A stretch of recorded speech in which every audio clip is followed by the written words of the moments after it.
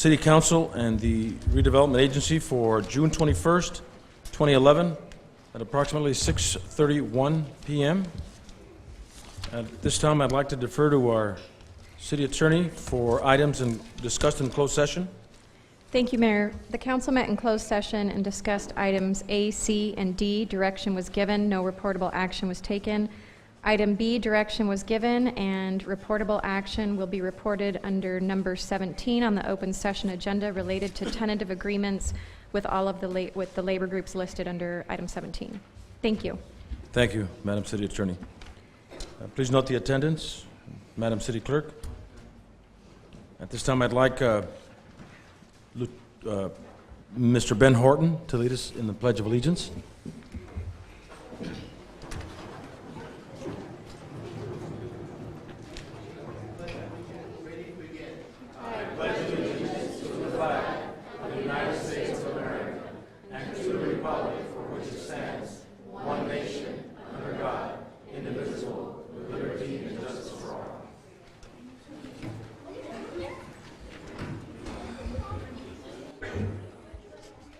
If I may, Council, I'd like to recognize a group of individuals who played baseball for the 2011 season and had an outstanding, if not almost perfect season for the Calexico Little League Majors Division.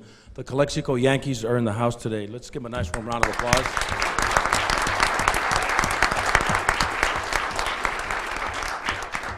I had the opportunity to watch a couple of games and very impressed with the concept of teamwork, with the concept of respect, and the dedication that these young men have. They're about 12-year-olds, is that correct?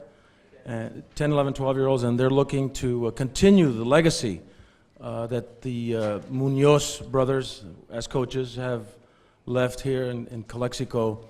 And baseball is big, as you know, at this time of the season. I'm not much of a Yankee fan, but with these guys, I am. So I'd like to present them with a certificate of appreciation and congratulate them for being the champions of District 22 Majors Division, right?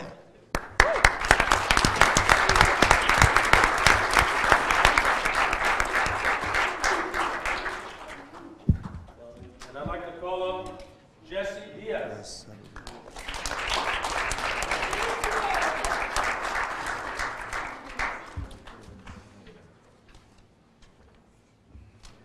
Isaiah Big Papa Carrillo.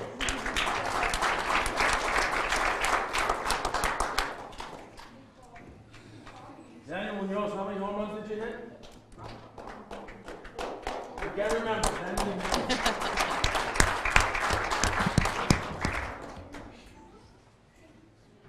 Robbie Munoz.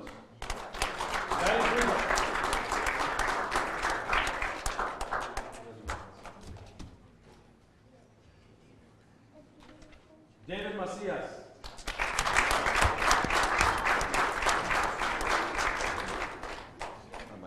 Frank Moreno III. Rafael Lopez.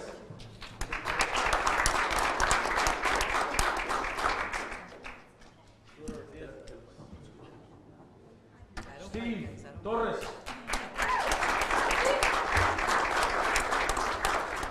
Kobe Robinson. Brian Gannon.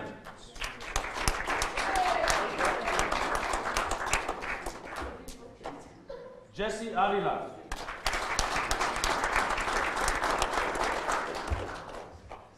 Michael Gonzalez, is he here? And couldn't have been done without these fine gentlemen who really put in a lot of volunteer time to coach these young men to championship. It's Robert Munoz, manager. Cel Carrillo, coach. And Rafael Lopez, coach.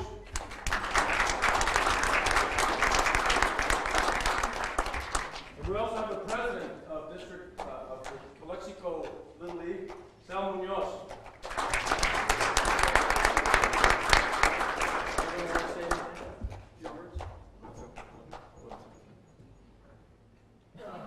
I just want to thank all the kids. I mean, they played really good. The support of their parents, the community. We had a really good season. It wouldn't be for the kids, we wouldn't be here. They did really good. And I want to thank everybody here in the community. Thank you guys. Thank City Council, the city representatives for everything. Thank you. Congratulations.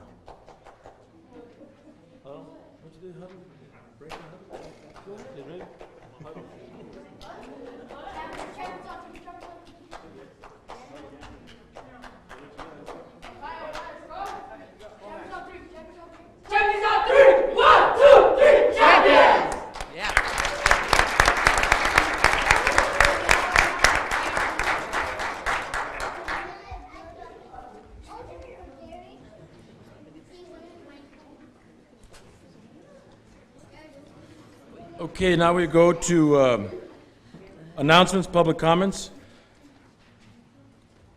I'm sorry, before that, we have to approve the agenda. Have we done that already? No, we haven't. No, we haven't? Okay. The approval of the agenda, I'd like to, before we start, pull item 3 from consent. Is there any other items that need to be pulled? I'd like to pull item 6. Item 6? And I would like 3. to pull item 15. Item 15 from consent. Okay.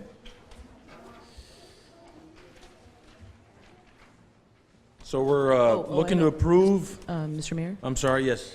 item number 10, that is related to the area where I live. Would I need to, You would need to step out. No, when, No. are we just approving the agenda right now, or are we approving consent? We're approving the agenda, but we're pulling. Okay. When we get to a motion to approve the consent agenda, because it's on consent, you don't have to step out, but we'll just make a statement that you are disqualified on that item. So you Okay. can stay here for the motion, and it'll just show disqualified on that one. I'm sorry, so we can approve the agenda, then we get to the consent, and then we can pull those items? Okay, then, parece algo nuevo. Okay? So let's start with approving the agenda. someone, So moved by Councilwoman Hurtado. Is there a second? Second. Second by Mr. Hodge. Please vote.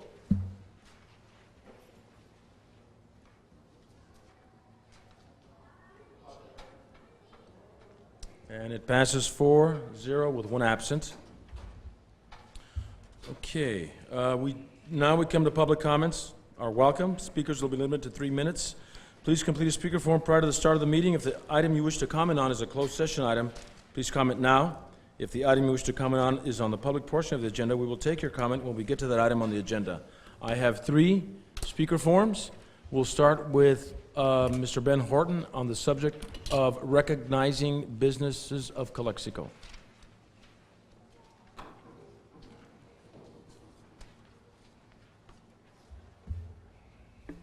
Good afternoon, everybody, to this distinguished group here. Another good afternoon. One of the things that at the EDC, we're trying to do something a little different in reference to the businesses. We're trying to get the community to be involved with the businesses and to show the businesses that Calexico wants to work with them and do more to create a better atmosphere. I had one of our citizens of Calexico to bring an idea to me. Miss Maria Navarro brought this idea. It's something that's going on in Party Verde and Blythe, I should say. What they're doing is recognizing the businesses, providing they have a business license, and they get a lot of benefit from that. They get exposure, and they get a little exposure about what their business is about. I have talked to Mr. Delaney at Imperial Valley Press. He'll be willing to work with it, and some of the other advertisers are willing to work with it. And this is a new concept where at the at the EDC, we will look for the criteria to look for a business that's doing something right, really doing something right in reference to the community and how they interact with their customers.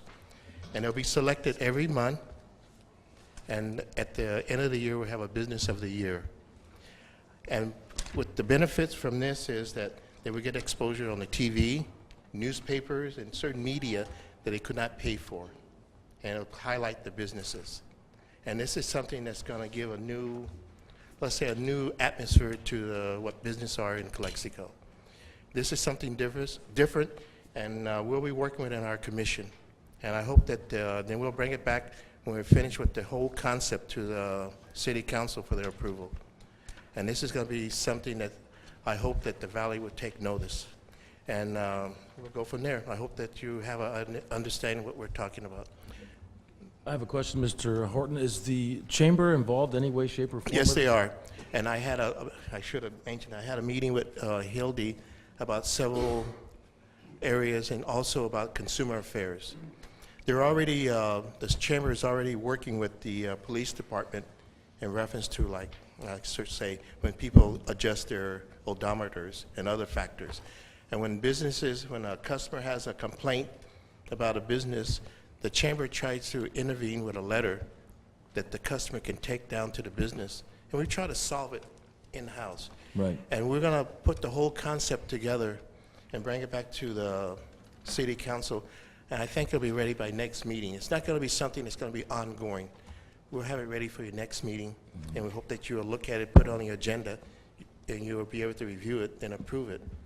If there's need to be approved, then we go from there. Now, the commission that's working this is the Economic Development Commission of the City of Economic Calexico. Development Commission. Has the bid been involved, or I'm looking at all stakeholders on this. I know, and like I said, we didn't want to just run out there and put all this on the floor. Right. I want to get the concept together, and then also with the Economic Commission, I also go to the bid meetings, and every meeting I have to make a report to our commission what the bid is doing.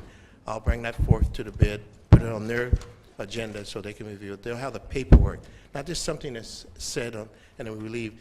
We'll have the paperwork to back up what we're talking about. Okay. Any questions for Mr. Horton? Comment? That's fine. Excellent idea.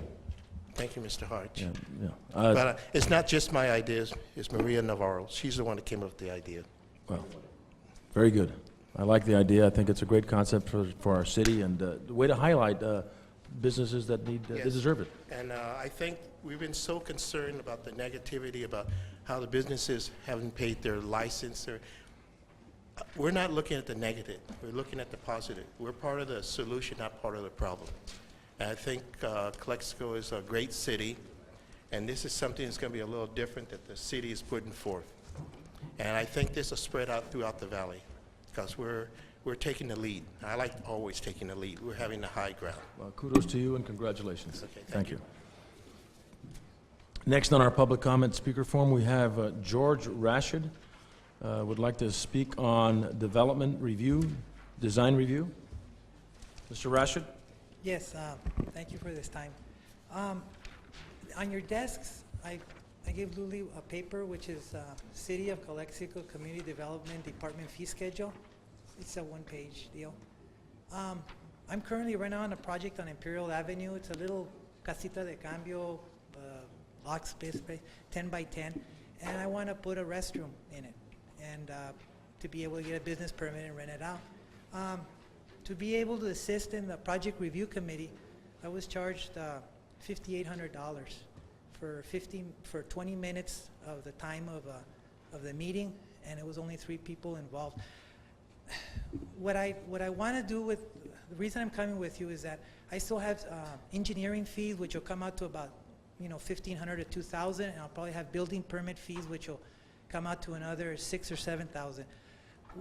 I would like to get some credit, or maybe if you folks, maybe later on another meeting, I could bring it up as a subject matter to maybe initiate with Oscar a time study, time and fee study, because see, these fees were, I think, adopted about 2 years ago or 3 years ago, and it was called the Maximus Study, and that's when, I don't know, I sort of fall into the cracks, but it's like, it's like a big developer will be charged the same as a person that's putting in a little restroom. And to tell you the truth, with that amount of money, I could just about build a restroom.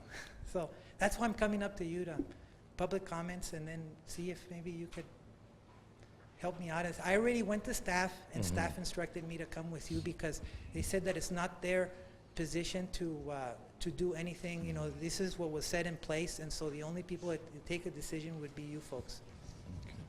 Mr. Well, Mayor, how would you like to? it appears that we have that item as item number 16 on the consent agenda. I don't believe I was here when you actually asked for that item, but I noticed that we do have that as item number 16 on the agenda. But that won't be action to actually reduce any fees. In other words, what he's concerned about, it appears that we already had that concern. It appears that we're wanting to send that to the EDC to allow for the review of these costs. Exactly what he's talking about. Isn't that what that is? My is more as a refund or a credit. Oh, okay. In other words, I don't think for 15 or 20 minutes of the time of the engineer, building and planning person that was there, I don't think it's worth $6,000. You know, and then I made out 11 sets of prints to everybody to have all the departments review it and everything. I just think I fall within the cracks. So maybe maybe at another meeting we could make it as a motion, and maybe we could instruct staff to look into the matter and bring it up to you folks. It's up to you. I think it was on item 16, which is looking or directing the Economic Development Commission to look at reducing the cost of fees. Right. But what On he's the input. asking for is to consider a refund, correct?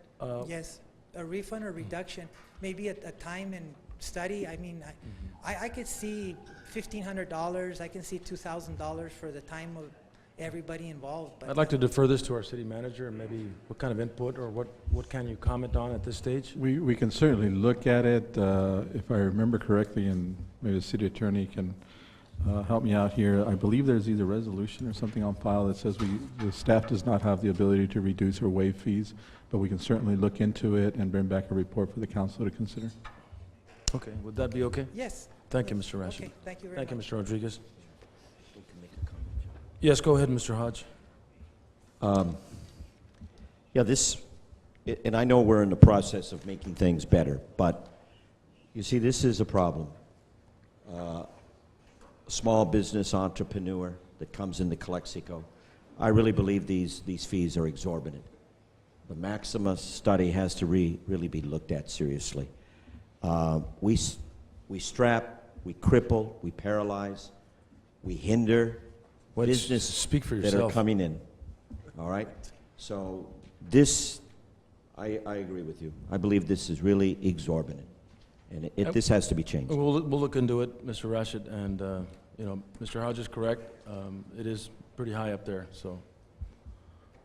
Okay, moving on to the next speaker. That would be Jose Luis Angel for the New River Improvement Project. And we'll wait till we get to that item, which I believe is, I think it was pulled, was it? Someone requested pulling it?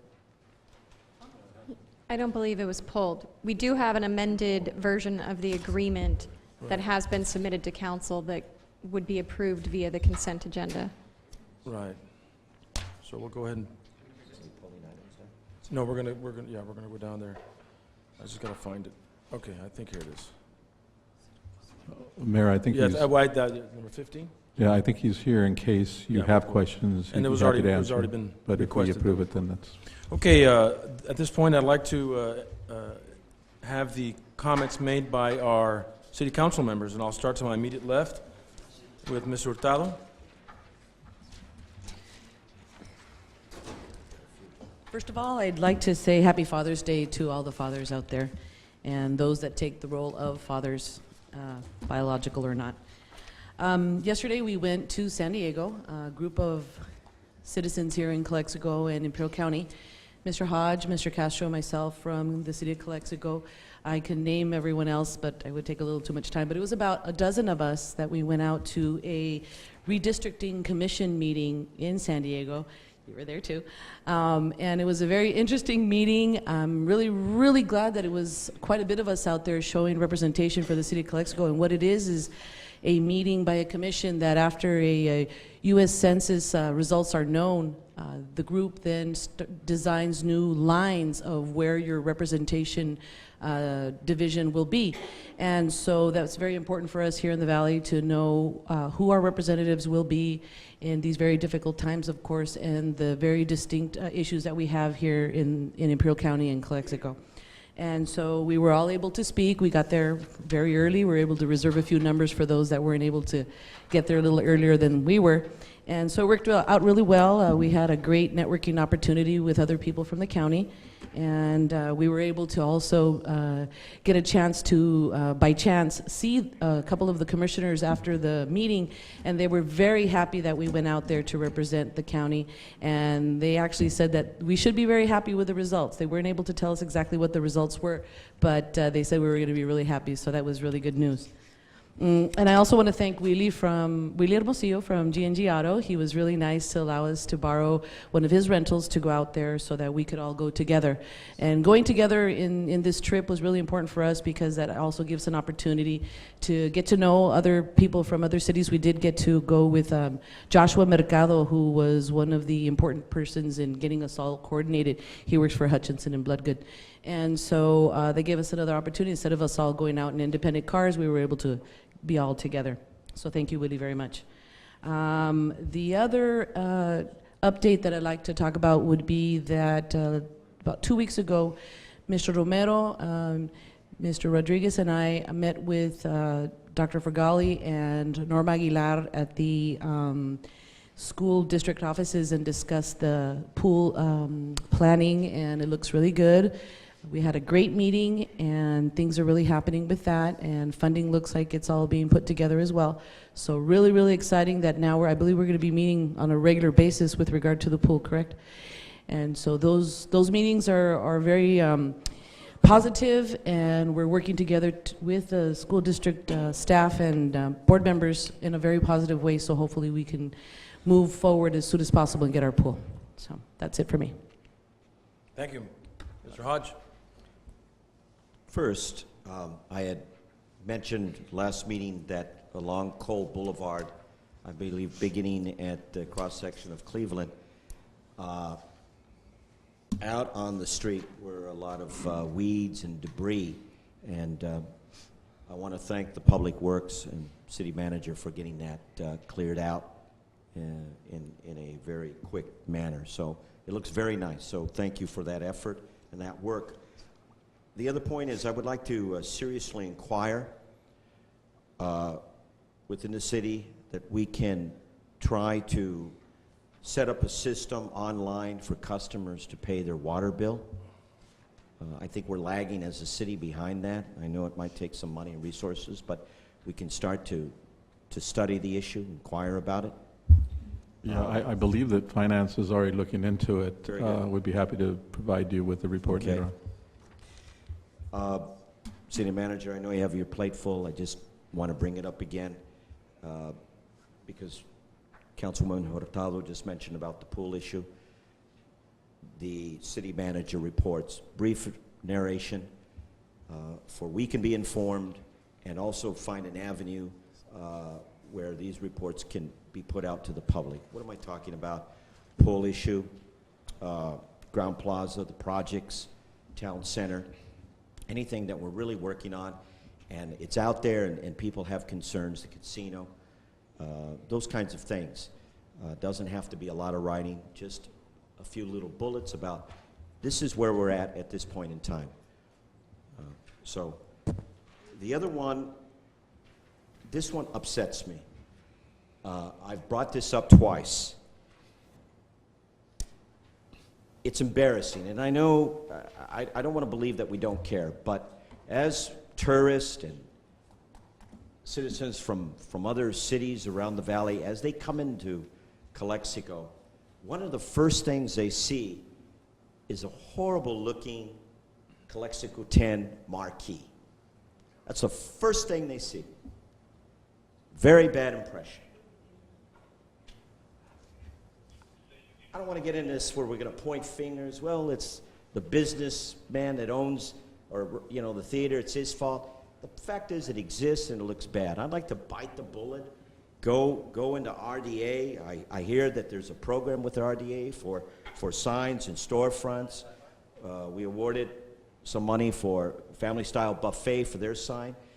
I really think, out of a sense of pride, we should fix that marquee. So I really would like to move on that. That's it. Thank you, Mr. Hodge. Mr. Castro. Yes, last Saturday at Daniel Gutierrez Park, the C. Paul Board held a final for the soccer league. 45 teams was there, competed at age starting from 5 years old to 18 years old. Trophies were given to first place through third place winners. It gave me a great pleasure to see the families of these players cheer and support their athletes. I appreciate the CPAL board. They doing a great job. There's most of the coaches, they work hard.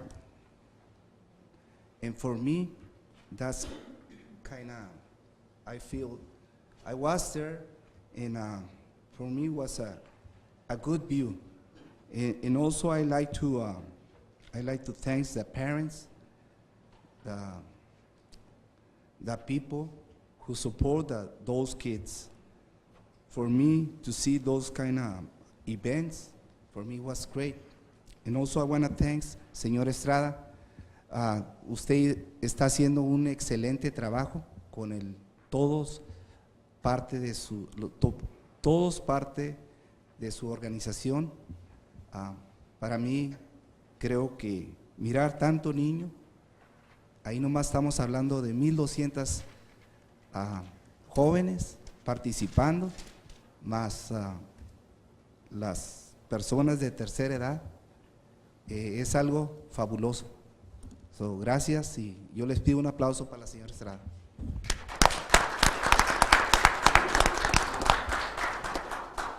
Thank you. That's it. Thank you, Mr. Castro. A couple of things I'd like to congratulate or note that we've got some crosswalk blinkers in front of some school sites I've noticed at night, and that is General Services that is putting those up through grants, through Safe Route to Schools, or Safe Route to Schools. Excellent. I was coming upon, I guess, DeAnza Junior High, and I saw the blinkers going on. I go, wow, that's yeah. What is that over there? Yeah, you can see it from a pretty good distance. Also, the speed limit markers that have been posted throughout the city, and that is also Safe Route to Schools. Wow. So it tells you how fast you're going, Mr. Hodge. Okay. Backwards or forward? Also, a big thank you to Robert Herrera for promoting the Rock the Border Tiki fundraiser. I'm not sure how much money he raised for it. There was funds that were allocated for the swimming pool project. I did see the plans of the swimming pool project. I don't know if you've seen them. The plans are available. They're at the Calexico Unified School District. It basically consists of a 6-lane Olympic-size swimming pool, and then there's another area, another separate pool that is there for recreation and such. I did talk to Mr. Rodriguez about the $3 million that have been allocated for this, coming from various funds. So we may not see it in 2012. We probably will see it in 2013. So we just have to be a little patient. These things do take time, and it'll be just west of where the current swimming pool is at this time right now. So it'll be on the friendly confines of Calexico High School. I'd also like to thank Mr. Ralph Morales for giving me some updates with regard to the Kavanaugh building. The Kavanaugh building is that building right next to where the cash and carry used to be. It's been boarded up on 2nd Street, and it has really been an eyesore. Maybe we can get some information on what is going on 2nd and Heffernan. That building has also been under construction for quite some time. We want our downtown to look nice. I don't like to use that word, but look pleasurable, if you will, aesthetic, and see what progress is being made on those two items. Also, I don't know if I mentioned last time, but I did get to go to the open house for the Recreation Department with Ms. Sandra Toller. If I didn't mention it last time, I mention it now. It was a very nice event. A lot of the programs that we do have were on display, from karate, from athletic programs, for older senior citizens. And hopefully, again, I want to urge our Measure H committee to look at ways to fund programs in the recreation department. Public safety has been allotted money. We'd also like to see that coupled with recreation, because recreation and public safety go kind of hand in hand. Also had an opportunity to meet with the Salvation Army leader, Captain Jerry Esqueda, who is looking to locate a Salvation Army here in the city of Calexico, hopefully by maybe within the next several months. As you know, we do have some charitable organizations in the city. We have the Neighborhood House, we have Catholic Charities, among others, and we're looking to see what kind of resources that they all work together to provide services for those underserved. So it's been a busy week, and again, I thank you for the work that you're doing, going down to San Diego, all three of you, Mr. Castro, Mr. Hodge. I couldn't make it, but I'm glad you were there representing the city, and so that's a good thing. So anyway, we'll start now with our consent calendar. I'd like to entertain a motion for approval. I know that we've pulled items 3, 6, 10, 15, and 16. Is there anyone who would like to pull another item? 6. Number 3. 3, 6, 10, 15, and 16. I don't believe 10 has to be pulled. It's just that we want to state for the record that Councilwoman Hurtado Oh, is I'm sorry. disqualified and won't be voting on that one. Thank you, Madam City Attorney. That was my fault. So 3, 6, 15, and 16 have been pulled. Is there a motion to approve 1, 2, 4, 5, 7, 12, 13, 14? I'll make the motion. Moved by Councilman Hodge. Is there a second? Second. Second by Councilwoman Hurtado. All those in favor, please vote.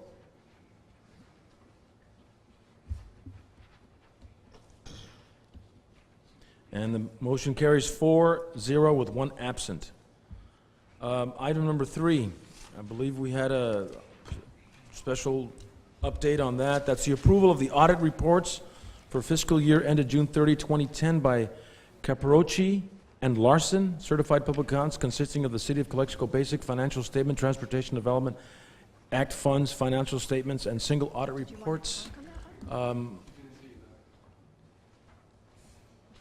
me, Mayor, procedural question. Just item 11 wasn't approved? Yes. Here you mentioned.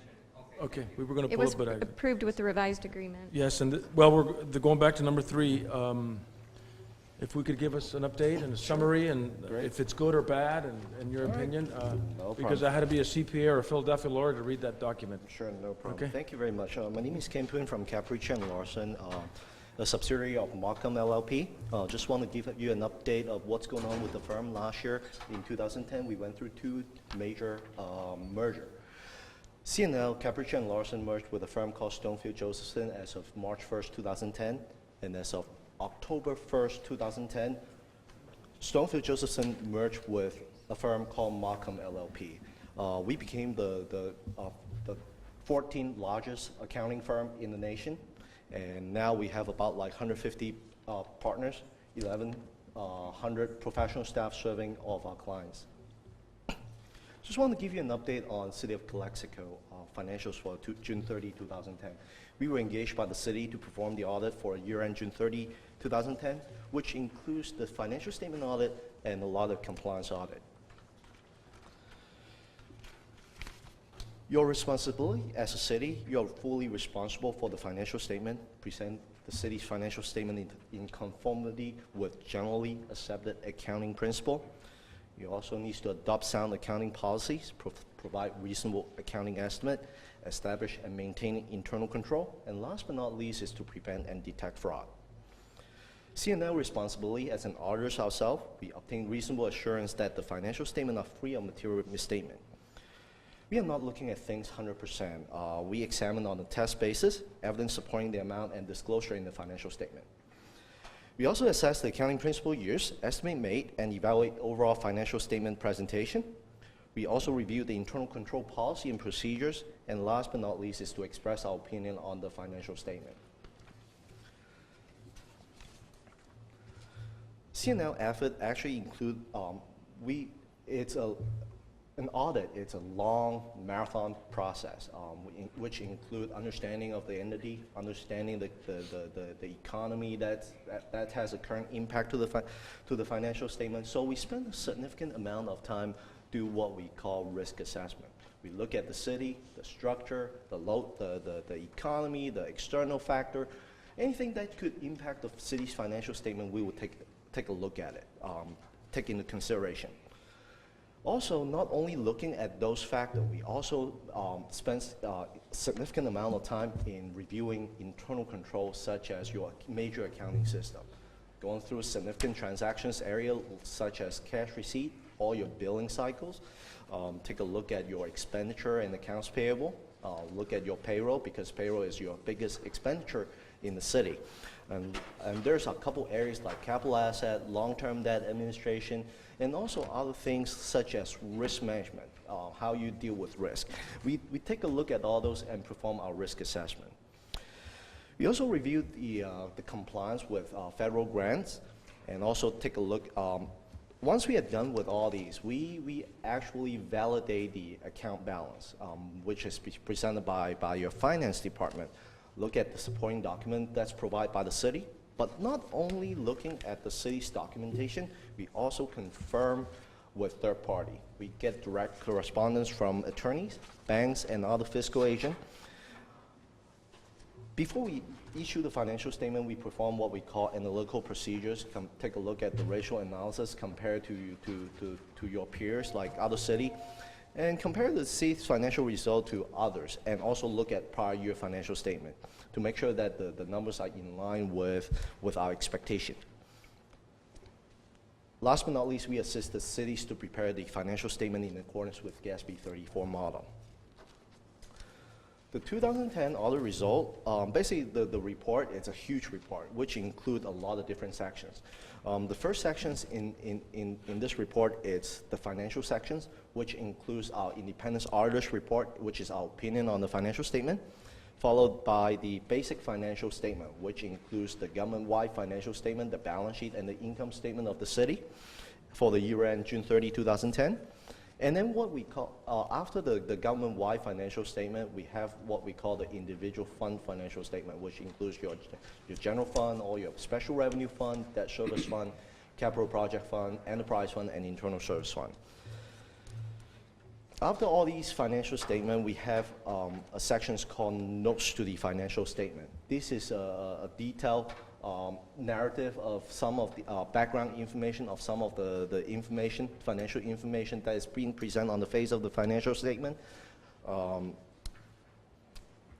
In the required supplementary information, which is required by GASB 34, which those include the budgetary information,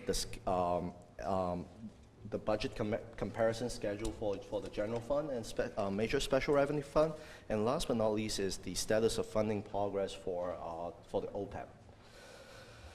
The supplementary information, which is not really required by GASB, but it's nice to have it so that you have all of the information, which includes the combining fund financial statement and the budget comparison schedule for the non-major funds.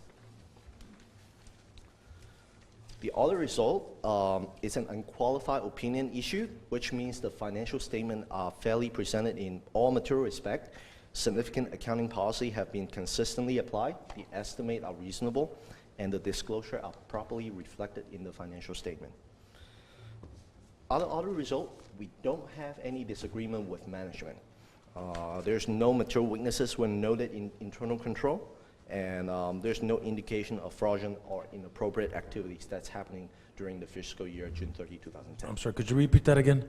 I'm sorry? The last statement you said? There's no indication of fraudulent and inappropriate activities within the city that we note in our audit. Okay. Okay. Okay. Did you get that, Press? Thank you. Continue. Okay. But there are a couple risk areas that I would like to point it out because it's not really on the face of the financial statement. One of the areas that I always look at is pension-related liability. Pension, the city's employees, the cities participate in PERS, CalPERS for your retirement plan, and also you have a separate plan for your other post-employment medical benefit. Since your pool, the total participant is less than 100 employee, so CalPERS do not have a standalone information for you to know about the unfunded liability, but you can always request the CalPERS to give you some numbers. You can also talk to your finance department, and every single year they will send some information to the finance department. But one of the major areas is GASB 45, which is the OPEB, the other post-employment benefit, which is your medical liability. The total unfunded liability from your last actuarial report was July 1st, 2008, and the total unfunded liability was close to $16 million. The annual required contribution every year was about like $1.6 million. So netted out the actual contribution that you currently pay for your retiree. So every year you accumulate about like $1.4 million on your asset liability on your book. So this is one of the major area that I would like to point it out to you. And also one thing that was happening last year is redevelopment agency. The state actually, they need money. They start taking money out from your RDA, and last year they took out about like $1.7 million from the city of Calexico, and another $400,000 for June 30, 2011. There are a couple findings that we noted in our audit, and we consider these are significant deficiency. We would like to bring it up to your attention. One part of it is policy and procedures. We highly recommend the city to come up with written policy and procedures in a couple areas. One is the accounting manual. What was what? Accounting manual. Okay. A formal written accounting policy and procedures manual. The second thing is capital asset policy. And the What was third, the second one, I'm sorry? capital asset policy. Capital asset, okay.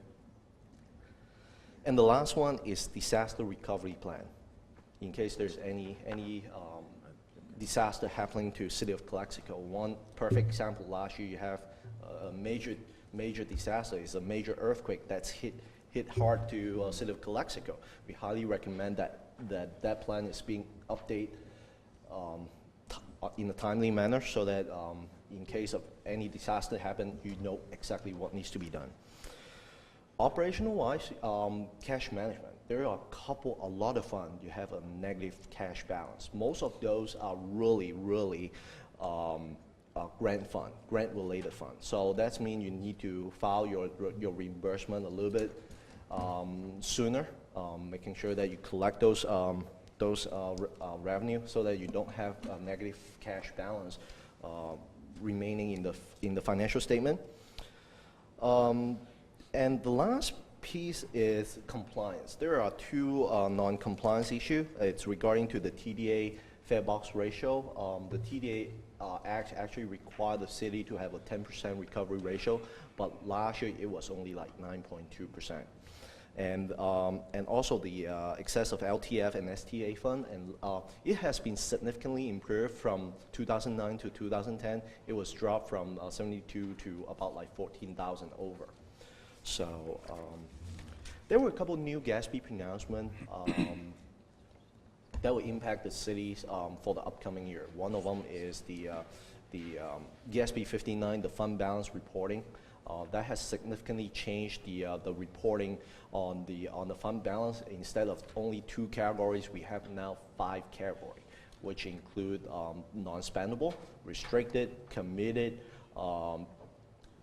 assigned, and unsigned. So which will give you a much more detail how it was being bridged from the fund financial statement to the government-wide financial statement, and also giving you a more detailed level on how much fund balance it's actually unassigned so that you can use it in other purpose. And that's pretty much it for my presentation. And if you have any questions, I'm more than happy to answer. Okay. Any questions from the council?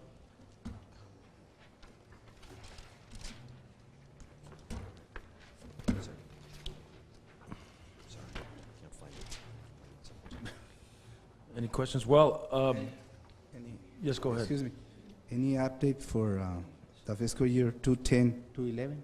Just 209 to 10, right? Right. Yes, Yeah. 2009 and 2010. After July 1st. Okay. So basically, what you've given us is a summary of commendations that we have and recommendations that you have That's set correct. forth in the significant deficiencies, Right. which are accounting policy manual, which I believe the city is working on at this as we speak. Thank you, Mr. Hodge. The capital asset policy, are we making any progress on that, Mr. Rodriguez? Yes, we are. And then there's another one, disaster recovery, and I believe we have set money aside for Measure H to start that one. Is that correct? I believe we need to update that. That needs to be updated as well. And then there were some other ones that you had mentioned as well. Ms. Hashem, did you like to say Yes, something? actually, the capital asset policy, the city council recently adopted that by resolution. That one is completed. The disaster recovery plan, that's in the works, and the accounting manual will probably be presented in July. Okay, outstanding. I have a question. Mr. Hodge, go ahead. It was a little unclear to me. I mean, it was just me processing, but Mrs. Hashem or our guest here, you were talking about risk areas, pension liability, and contribution to medical. In essence, could you say what the problem was? That was a about that? $16 million figure, right? That's Yeah, true. but I didn't quite understand. Go Could ahead. you- Go ahead. Okay, actually, these $16 million is not recorded on the books at all. This is an off-book journal entry that it's an off-book information that is reported in the footnote disclosure only. So when you take a look at the financial statement, saying that you have approximately $85 million of total asset, which includes $44 million of capital asset, net of all the related debt, restricted net asset of about 32, remaining unrestricted of $8 million. Those $16 million is not accounted for in this $8 million. So that was, in another word, after you netted out this liability, you have a net deficit of $8 million of unrestricted net deficit. And how do we fix that? This is an ongoing problem for a lot of cities, and right now, a lot of my city actually thinking about start funding these unfunded liabilities on OPEB, and set an irrevocable trust and set aside money on those. Okay. So this has been addressed. And is there a remedy for, Well, these are Plan issues for remedy? that, as we move forward, and obviously, we hope to have the economy participate and assist a little bit, because right now the economy is just not helping out. Right. As we move forward, we've established, if you recall, we've established a couple of funds. And as we move forward and are able to make the system more efficient, more effective, and actually start providing for surpluses, then these monies will be utilized to fund some of these liabilities, unfunded liabilities at this point. It obviously makes it very, very difficult when you're just trying to make ends meet. We're all having this problem. I don't think we're the only city. There's a lot of cities that are in this situation. So certainly we're aware of that. We're going to try to start addressing it. It's hopefully, like I said, with improving the system and the economy, hopefully improves a little bit, we can start addressing those particular issues. very good. Any other questions or comments, concerns? I actually just want to bring it up. This is a new accounting policy that was adopted 2 years ago, which required all the city to perform this kind of study on the OPEB. So, and also the GASB does not require you to for any funding process. Okay. So just want to make that clear. Mr. Castro, did you have a question? Yes. You mentioned a few seconds ago that you guys reviewing the compliance to work with the grants, right? Yes. You mentioned that. And and I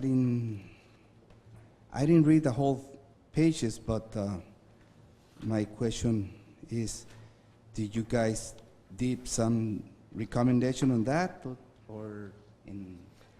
Basically, on your grants program, actually, since the city expend more than $500,000 of federal award expenditure, so what we normally perform is the federal actually require what we call the single audit to be performed along with the financial statement audit. For the fiscal year June 30, 2010, the city expend approximately $1.9 million of total federal award expenditure, which we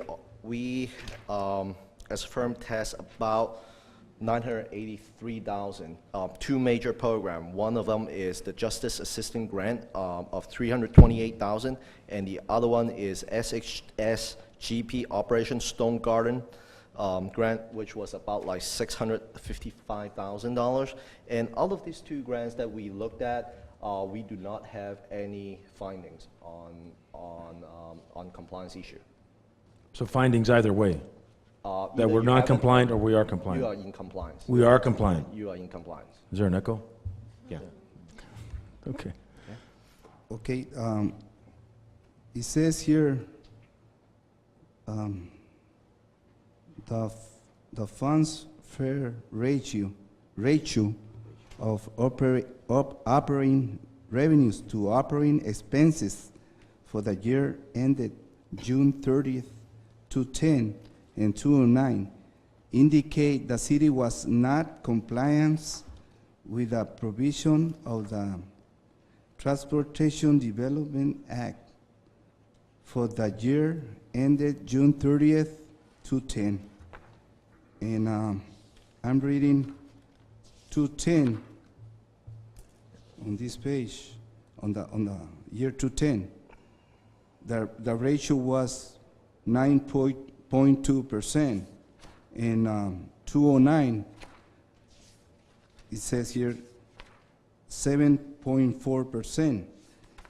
So in order to meet the 10%, I believe we on those past years we wasn't on trouble, right? That's correct. That's correct. That's correct. And basically, we are looking at two different things. TDA is part of the transportation state fund money instead of a grant program.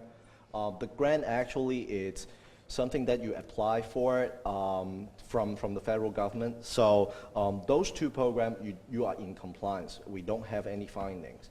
But the TDA Act, there's another compliance requirements that we need to look at, such as the fare box ratio calculation. We need to go through those and making sure that the city is in compliance with the fare box ratio. Unfortunately, the city was not in compliance in that particular situation.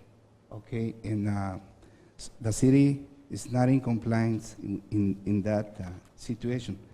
But my question is, what is your recommendation? My recommendation is either increase your fare box revenue or cutting down your operating costs.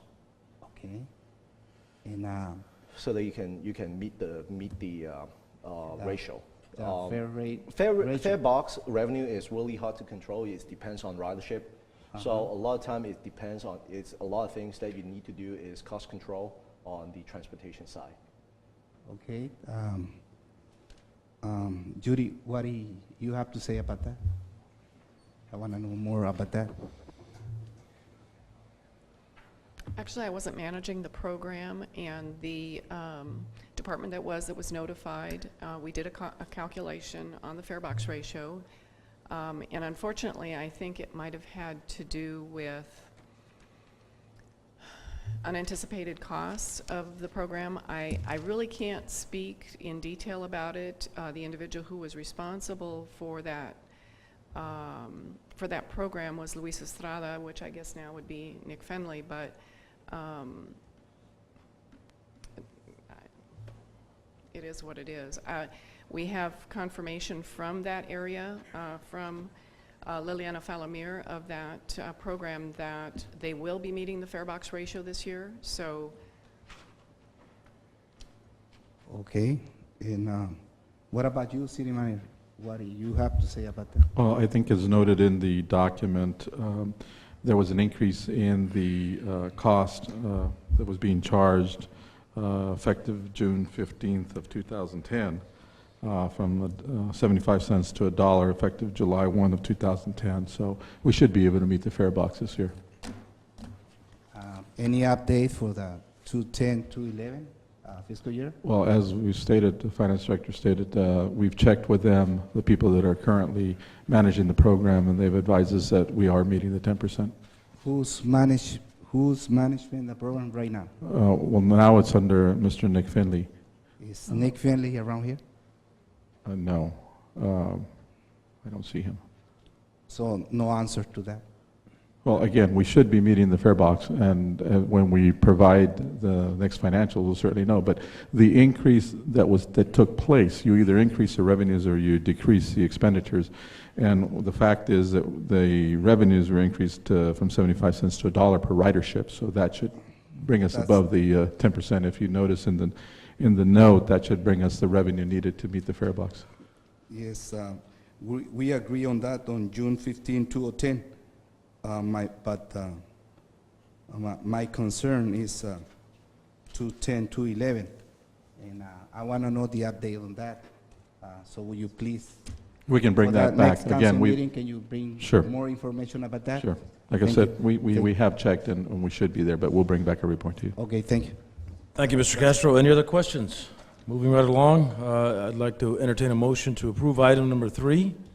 Is there a motion? So moved. Moved by Councilman Hurtado. Second? Second. Second by Councilman Hodge. Please vote.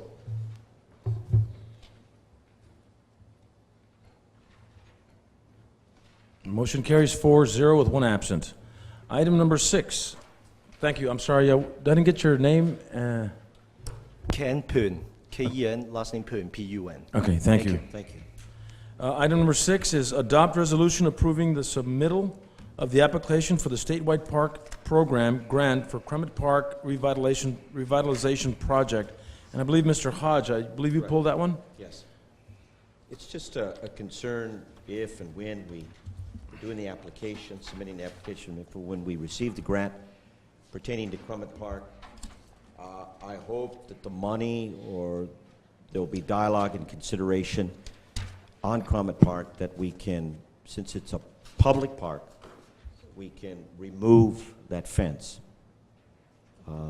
Public park, free access to individuals that want to enjoy that park. So I just want to make that statement or comment pertaining to the grant and Clement Park. Okay, thank you, Mr. Hodge. Once, if the money does funnel its way down here, the decisions on what improvements need to be made are made by the Parks, by the Recreation Commission, or how does that process work? We actually have an application on what we plan on doing there. If you'd like, I could go through it. If not, No, that's okay. We haven't got the money yet. right, exactly. When we do get it, then we'll certainly let the We'll cross public that know bridge what when we get got. to it. Thank you, Mr. Hodge, for bringing that up. And is there a motion to approve this item? I'll make the motion. Moved by Mr. Hodge. Is there a second? Second. Ms. Hurtado, please vote.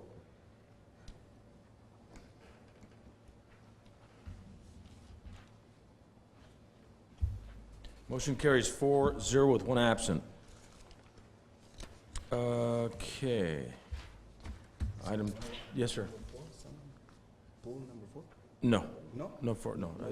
No, I think we were looking at number, the other one, which was the New River Committee number 11. That was, I have a question. Can I call number 4? it's already, All already been approved. really? Yeah. Okay. Number 4 has been approved. I lost. Yes, sir. I mean, yes, ma'am. Number 10. Yes, number 10 was also approved, was it not? That was, yeah. It was approved with the minutes noting that Councilwoman Hurtado was disqualified. Okay, so then it was a 3-0, 1 absent, 1 disqualification. Item 15, which was the approval of Measure H recommendation to allocate $1 million to public safety, with $600,000 to be allocated to the PD and $400,000 to be allocated to the fire department. I had someone who had pulled that one. I did. Okay, go ahead, Ms. Hurtado. First of all, I'd like to thank Mr. Rodriguez for an excellent explanation on how this came about. And to my Measure H commissioner, we had a 3-hour conversation about this and other issues with Measure H. So much has been going on with Measure H, but the reason why I wanted to pull this was specifically because about a month ago, when we had the last meeting and we were talking about another allocation of Measure H monies, I was really concerned about no discussions where the Measure H monies would be used for senior services or for recreation services. I believe you just said that yourself as well. So I believe that at that meeting, I don't recall if I had asked if we could have that on the agenda or refer that concern to the Measure H committee. I know that we've been working really hard to improve our finances, and that the Measure H monies is helping to be able to sustain the services that we have at this time. But at the same time, when the vote was approved, it was approved also as issues to help out with the senior services and recreation services as well. We haven't discussed that yet, and I'd like to be able to discuss that. I am a parent, as you all know, and my children have participated in quite a bit of the services here in Calexico, and they were participants in our PAL program. We don't have our PAL program anymore, and that concerns me. I've had that conversations with the chief about that, and he wasn't able to have that program be revitalized at that time. But Measure H is here now, and I would like to entertain the possibility now, either directly with the Measure H committee or amongst ourselves, at what point we're going to start to think about the senior citizen services and the recreation services as well. When I spoke to Mr. Rodriguez, what we had talked about was a possible recreation, what did you call it? It was actually Mr. Hodge's idea, the summit, which Oh, we need okay. to work Sports on. Summit, I was just writing it. A sports summit to talk about this, because again, we work really hard to try to straighten things out in our finances, and I think it's time to think about the quality of life for our children and our families of the city of Calexico. So that's why I'm pulling that at this time, is because I want to ensure that this doesn't go away, that the part about our senior citizens and our kids also is an important factor, and it'll all blend together. We keep our kids entertained, they'll stay out of trouble. And if we keep our senior citizens entertained, they'll stay out of trouble too. So I just wanted to make sure that we have that discussion, and hopefully right now we can decide what we're going to do. Either, again, send this back to the Measure H committee and have them discuss this specifically, or we're going to decide something amongst ourselves. Thank you, Mr. Hurtado. I'm sure we're all on board for those kinds of activities. I've been harping on that for a while. I think recreation is a big part of the public safety program.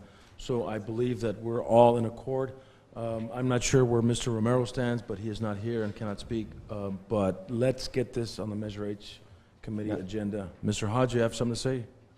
Just an extension. So City Manager Rodriguez, I know we've initiated a process, but a little update on where we are on that sports summit? Well, we've contacted the Recreation Commission, and I don't know, Sandro, do you have any further information as to what dates they may be looking at or anything regarding that?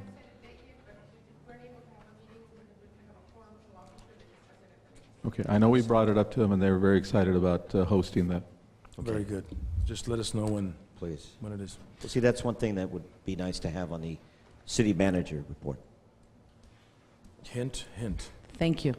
Thank you, Mr. Hurtado. Let's vote now on item number 15. All those in favor, please vote now. Oh, I need a motion. I'm sorry. Is there a motion for 15? So moved. Moved by Councilman Hurtado. Is there a second? Second. Second by Councilman Hodge. Please vote.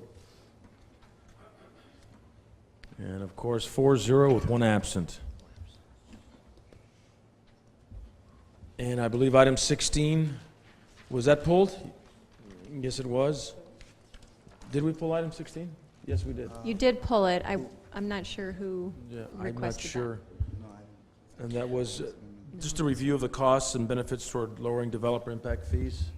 I'm sure we had a discussion. Maybe this would be a good time just to, because we're the newbies on board here, we never received a copy of the Maximus study, if we could have one, and that way we could have The famous Time. Maximum study.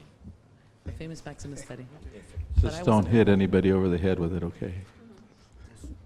Okay, we'll have that at the, not at the next one, but at the following, the second meeting in July for that one, if you can.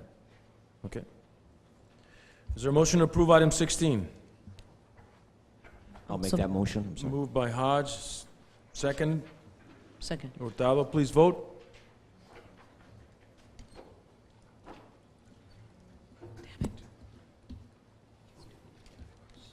4-0 with one absent. Item 17, approval of tentative labor agreements with number 1, SEIU, CMEA Local 221, Calexico City Supervisors Association, Certified Operators, SEIU Local 221, and the Calexico Firefighters Association. Defer to our city manager, Mr. Rodriguez. I'm very happy to bring this item to you tonight. As you know, we've been meeting with the different unions in reference to labor negotiations for the coming year. It's a difficult year, and it's always difficult when we have to go to our labor unions and ask them to help us out and retain costs, and in this particular case, actually take cuts to get us through this particular year. I'm happy to report that they were very cordial. We had very, how would I put it, very stern and very basic discussions, and honesty was on the table. They, I believe, understand the situation that we're under, and they were willing to come across the table. And I'm very happy the way negotiations went this year. I would like to congratulate all of the unions for coming to the table and really dialoguing with the administration and coming to a conclusion that I believe is fair for everybody given the current times that we're under. I would hope that next year the economy participates a little bit and that we are able to return some of the goodwill that the unions have provided to us this particular year. As I told them at the conclusion of our labor negotiations, we don't stop there. We continue the dialogue, we continue the relationship, we build on that relationship, and we build the organization. I understand there was some frustration in prior years, and certainly I heard about it, and it did register with me. And so I'm hoping that next year when we get into negotiations, we won't have to have that opening round, which I would rather forget. But again, I'm very happy the way negotiations went. I know it was tough. I know we were firm with each other. I know we put everything on the table. And I would hope that we continue this type of relationship and that we build on it so that next year, hopefully, we're not talking about these tremendous cuts. The economy hopefully participates a little bit, and we can start giving back some of the things that we took away.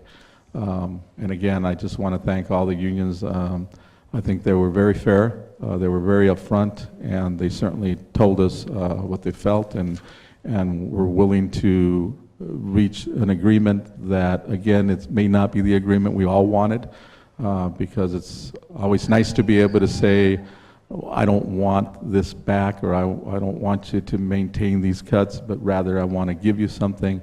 And I would hope that the dialogue in the coming years can change a little bit. We do have some tough times ahead of us. I don't think we're out of the woodwork by a long shot. Hopefully we won't hear words like double dip in the economy, because that could become very, very crucial to where we're headed. But I think that the memberships on all the different unions, and certainly even the unrepresented, understand the situation that we're confronting, and I'm very glad to say that they're willing to step up to the plate. And I really felt that as we went through the conversations. I never once felt that they were digging in any way, and I always felt like we were willing and they were willing to look at all the different options. So again, I'm very pleased the way the negotiations went. We were able to get them done in a fairly fast time frame. Again, I wish that we had different results, but given the economy and the financial situation that we're in, I think we did the best we could with what we have.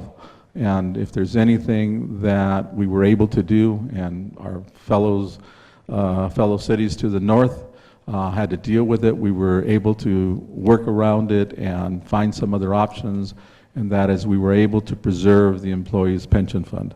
And I think that says a lot, not only for the administration, but also for the employees, because that was a top priority, that as we move forward and hopefully things get improved, it's also going to be a benefit for the organization in that as we recruit people, we're going to be one of the few cities that are going to be able to say that we still pay the employees' share of their pension. And I think that goes a long way. And it wasn't without the employees giving up other things. So again, thank you to the employees, all of them, the unions. We will continue our dialogue. We will continue to move forward. We have a lot more difficult decisions, but I say that given the dialogue that we've had and the relationships that we've been able to build, I foresee very positive outcomes continuing with our dialogue. With that having said, for the record, I will read into the record the different unions and the settlement agreements that we had. And we'll start with the SEIU, CMEA Local 221. In their particular agreement, tentative agreement, it basically talks about 4 different items, and I will read them off. One would be extension of existing contract for 1 year for 2011-2012, which again, if you recall, calls for furloughs. 2, lay off all temporary and permanent part-time positions, which we have already implemented. 3, follow MOU and any related documentation on potential layoffs of permanent positions. We hope that it does not come to that. But again, I think everybody understands the situation that we're under, and they're willing to address it. And then number 4 is to provide a 6-month window to address the medical insurance fund through the use of a side letter, so that we're all committed to trying to put something together for the July 1 next fiscal year that starts July 1. As we all know, medical insurance is a very, very difficult subject. We want to cover all of our employees, and we wish we could always say that we're going to cover them 100%, but it's a field that is getting more and more difficult every year to be able to fund 100%. So the unions have agreed to put it on the table, be sincere about it, be open about it, and try to put together an agreement that would start July 1 and start addressing that particular aspect of it. That is the SEIU, SMEA Local 221 tentative agreement. And Mr. Mayor, I think to do these in separate motions would be the best approach, because he's got to read off the terms of each one of those. Okay. And just one other, couple other things I wanted to add for the record is that this tentative agreement, as well as the other ones, have been signed and approved by the membership, because council can't approve them until they've been approved by the membership. Okay. And the terms of the tentative agreement will take effect July 1, 2011, and final MOUs will come to the council for approval after July 1, 2011. So these just are tentative agreements to get the terms going in place by July 1. Well, thank you very much, Madam City Attorney, and congratulations to all the union members and all the workers and the members of the City of Calexico, and also to Mr. Rodriguez for making this happen. I believe who also was in there was Ms. Guerrero. She was also part of this? No? Yes? No? Okay. Well, that doesn't matter. We got it done. So motion to approve item 17-1. So moved. Moved by Councilman Hurtado. Is there a second? Second. All in favor, please vote. Motion carries 4-0 with 1 absent. Item 2, which is the Calexico City Supervisors Association. Mr. Rodriguez? I will be repeating myself on some of these. The Calexico City Supervisors Association had the following in the tentative agreement. 1, extend existing contract for 1 year, 2011 to 2012. Lay off all temporary and permanent part-time positions that may be in their union. Follow MOU and related documents in reference to layoffs of potential permanent employees. And 4, provide for a 6-month window, a side letter to address the medical insurance fund. Okay. And again, do you have any Anything for the record, Ms.? My prior comments will apply to all of them. Okay, very good. Is there a motion to approve item number 2? I'll make that motion. Moved by Hodge. Is there a second? Second. Hurtado, please vote.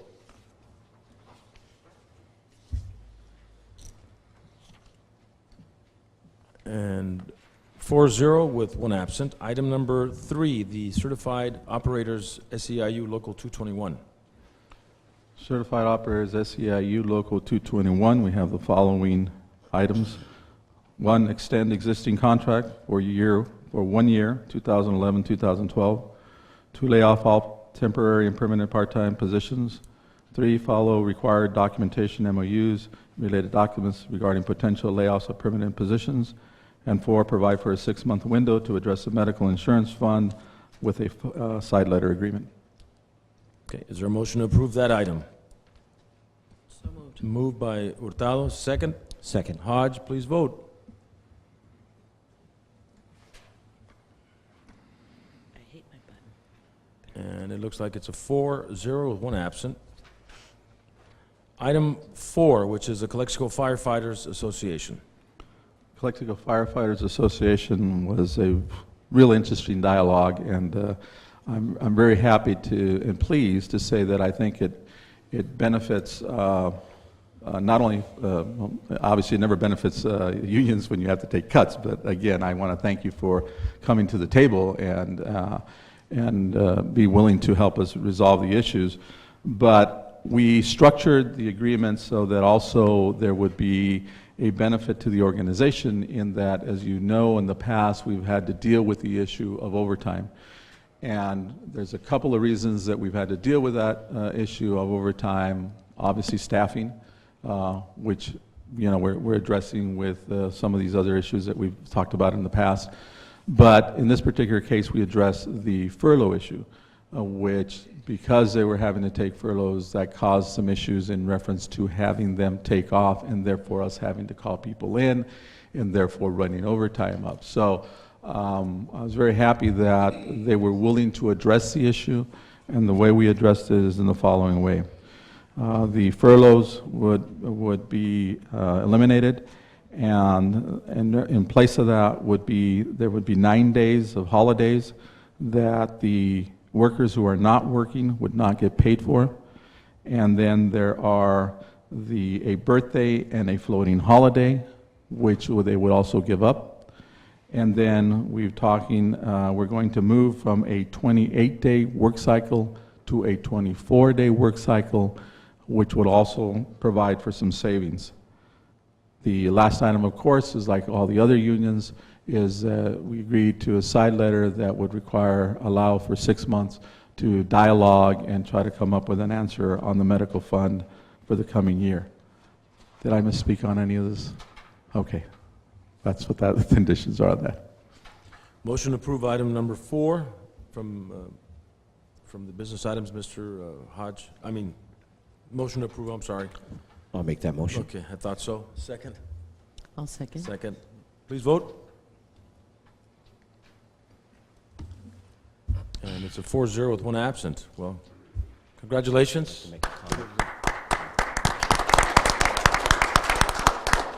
Item number 18. Can I make a comment, That's okay, please? we'll keep going. Item number 18, acknowledge receipt of information report on the 1,000-hour part-time employees. Now we've got it, everything's solid. Let's just keep moving now. Okay, make your comment.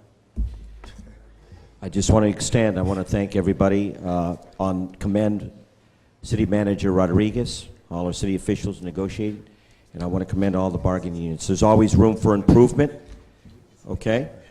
But I think, here's my main point that wasn't said. In my way, we've definitely turned a corner. We've minimized the frustration and mistrust, and there's always room for improvement, so I look forward to moving forward. Thank you. Thank you, Mr. Hodge. Very nice. Okay, item 18, moving on. Information report, 1,000-hour part-time employees. Mr. Rodriguez.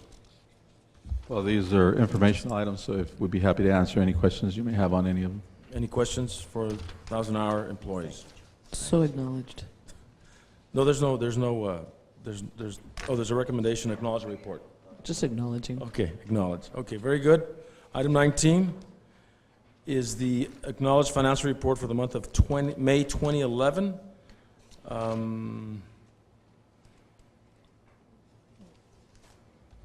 We're kind of close, right? We're kind of close. Yes, it's definitely going to be close, but I think we're on the right path. I think we're making progress and making the changes that need to be made. And as you look through these documents, I think you'll be able to see that there have been results that are producing, or actions that are producing some positive results. And again, I can't underestimate that or understate that. In fact, this is something that congratulations goes out to all employees because they understand the situation we're in and they're all working towards one goal. Fantastic. Thank you. Any other questions for moving on? Item 20, acknowledge overtime report for the month of May 2011. Any questions? Okay. Acknowledged. No, acknowledge? Acknowledge. Item number 21, which is the overtime justification report for the PD. For the PD? I'm sorry. That was general. Wait a minute. 21. Department overtime. 21, police department, is that correct? Oh, just the PD had overtime? Yeah, just, I believe it's police protection. I didn't catch that. Any questions? No other justification reports other than that department? Yeah, that's only that department. Acknowledge receipt, item 22, which is the Enterprise Fund Department, the consent award bid proposal from Terra Renewal for removal of biosolids for fiscal year 2010-11 for the removal of biosolids at the wastewater treatment plant. Is there a motion to approve 22 and 23? Wait a minute. 22 is different than 23? Is there a motion to approve 22?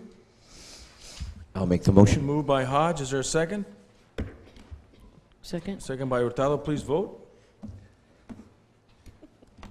Te estoy esperando, Castro. 4-0 with one absent. Item 23, approval of audit report. We heard that earlier.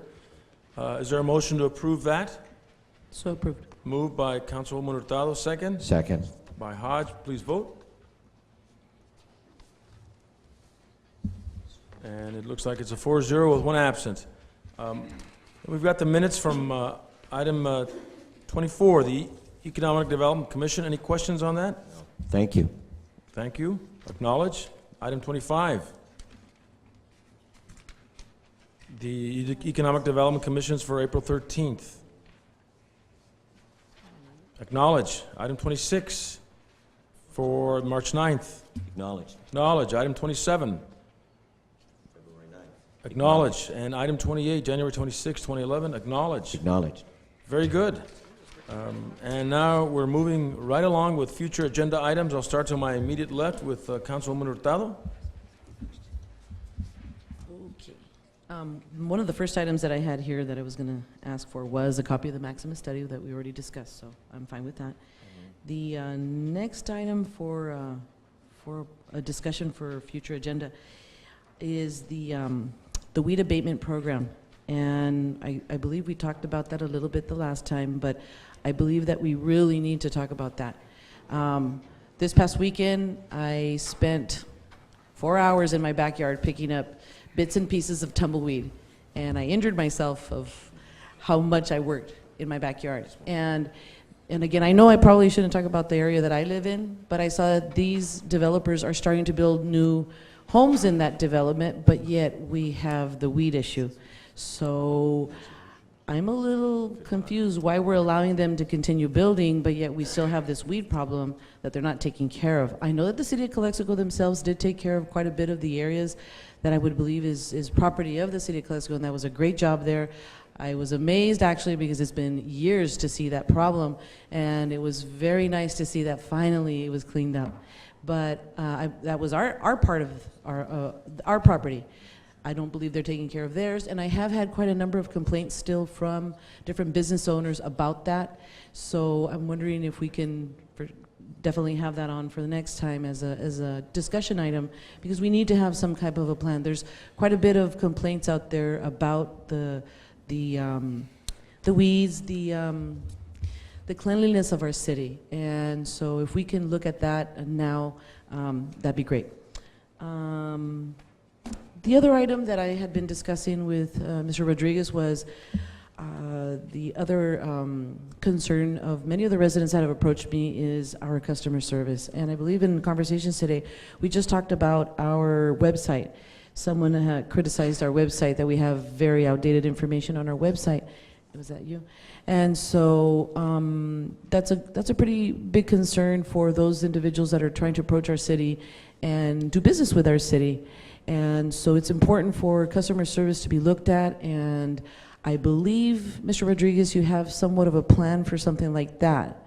That I'm not sure if we can have that as, it would be worthwhile to have it as an agenda item, or that you would be able to tell us about what type of a program or ideas that you could have to improve our customer service. We can certainly bring it back. There are different avenues that we can follow, from documentation to workshops to so on. And so we certainly should be providing something to all of our employees, because our clients are our customers are the public. So I think that it would be important for us, along with a lot of annual documentation that we give all the employees, to hand them some kind of a document that emphasizes that in fact the public is our client, and we should follow certain guidelines on that. Right. So, thank you. That was the only two items. Thank you, Ms. Hurtado. Mr. Hodge. Well, no, just one. What Councilwoman Hurtado just pointed out, I'm just concerned. There is one particular area I know we need to address all areas, the weed abatement, but especially at the Gardens Mall, Mr. Morales. That lot, those weeds go right in there, and it's troubling and a real nuisance for those businesses there. And I agree with Mr. Hodge. Go ahead. If I may give an update, the owners of the properties west of the Garden Mall, they have approached us. As a matter of fact, I met with the owner today. They have started cleaning up the property.